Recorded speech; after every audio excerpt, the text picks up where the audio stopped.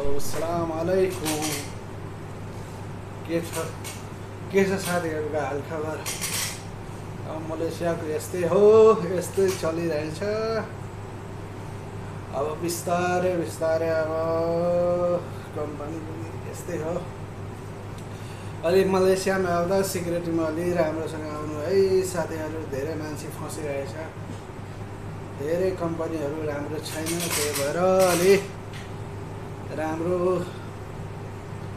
थाहा गरेर आउनु है कम्पनीमा। कम्पनी अब आजभोलि त सिक्युरिटी कम्पनीको त कामै छैन पुरो।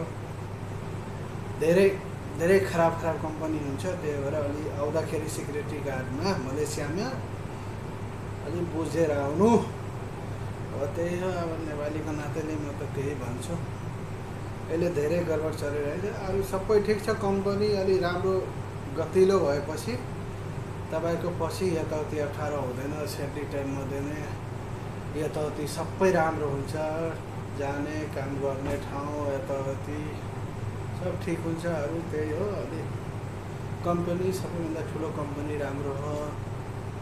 अलि मलेसियामा आउँदा अलि भाषा थाहा भएको मान्छेलाई त झन् सजिलो हो। सिक्युरिटी गार्डमा भाषा थाहा हुनु पर्यो, इम्पोर्टेन्ट भाषा हो। भाषा थाहा भएपछि अलि सजिलो हुन्छ काम गर्न, सबै राम्रो हुन्छ काम गर्ने। त्यही भएर ठिकै छ, राम्रो छ। यस्तो हात राख्नुको कारण अलिकति कम्पनी सबको नाम लेखेर, त्यही भएर हात लिएर अलिक छोपेछु, अलिक गाह्रो हुन्छ। अब त्यही हो, अलि काम गर्दा राम्रै हो। राम्रो कम्पनी हेरेर आउँदा राम्रो, धेरै राम्रो छ।